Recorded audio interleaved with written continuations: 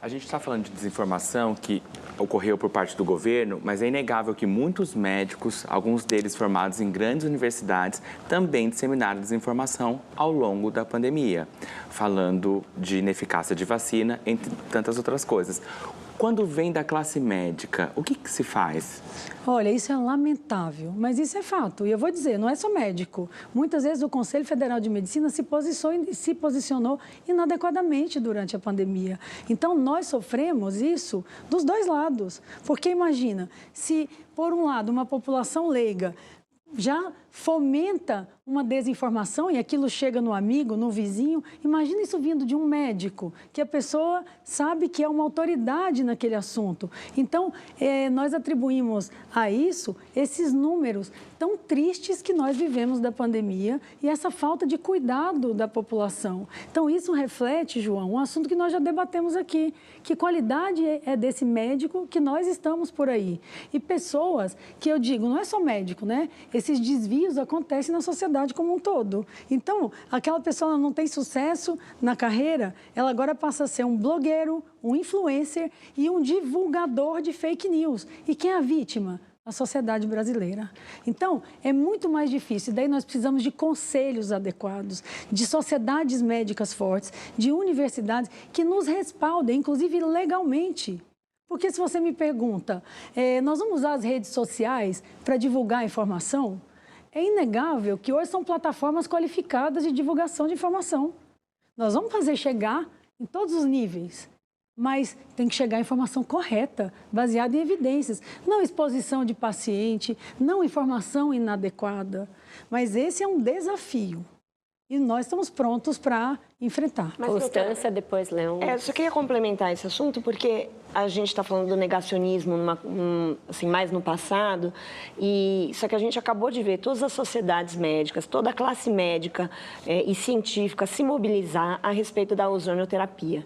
E mesmo assim, há 2 meses, ela foi aprovada pelo presidente Lula. Quer dizer, não faltou críticas, não faltou evidência científica para mostrar que não era uma coisa eficaz, que não deveria ser aprovada. Inclusive o posicionamento da Anvisa e todo mundo. Então, eu queria saber como é que fica essa situação. Se todo mundo se mobiliza e ainda assim a gente não consegue ter uma posição alinhada com a ciência. Olha, isso realmente é lamentável. Eu mesmo escrevi um artigo quando a ozonioterapia foi aprovada para aquelas condições que ainda assim são condições discutíveis, que é especialmente para doenças cutâneas e procedimentos odontológicos, mas ainda assim você dá abertura para o charlatanismo. Um tipo de autorização dessa dá abertura para a pessoa, no final de semana, colocar uma placa no consultório e dizer ozonioterapia para câncer e o paciente deixa de tomar a quimioterapia. Então, hoje, cada vez mais, e eu falo isso e considero ser um problema brasileiro, falta diálogo entre todos os níveis. Então, exemplo, a questão da ozonioterapia, se as sociedades científicas já deliberam contra, se a Anvisa é contra, o Ministério da Saúde tem que ser contra e o presidente tem que ser contra. E é só assim que a gente vai mudar. Eu vou dar um exemplo recente, a PEC do plasma, certo?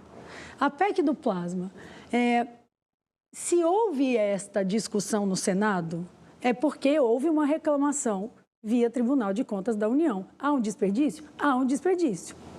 Existe uma maneira de modificar isso? Existe.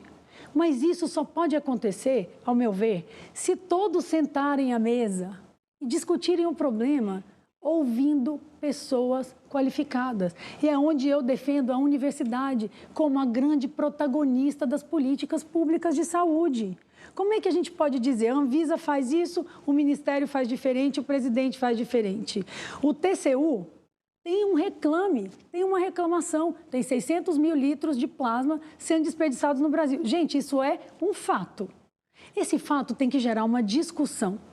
Mas não, rapidamente ele vira um projeto de lei, e aí o Ministério da Saúde já não concorda, e aí vira uma discussão. Não, na minha concepção, esse é um problema que tem que ser discutido entre todas as entidades e todas as instituições, considerando qualificação. E daí a minha defesa, que eu digo que a universidade, as grandes universidades, elas têm que ser os protagonistas maiores das políticas públicas, porque eles têm que ter uma linha. Se há um descompasso entre legislativo, executivo, universidade, e o que a população pensa?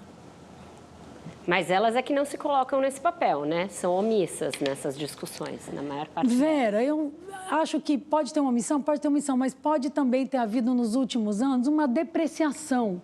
Entendeu? Então, assim, qual é o papel? A universidade é chamada para o diálogo. Nós ficamos fora do diálogo nos últimos anos. Então, esse é um momento no qual eu não posso reclamar. Atualmente, a gente tem diálogo, a gente consegue conversar com os ministérios, com as instituições, mas isso tem que ser algo nacionalizado. Porque, veja, o Legislativo demanda de um jeito, depois o STJ determina de uma outra maneira e nós estamos discutindo a saúde da população. Então, daí, eu tenho que ter um equilíbrio. E como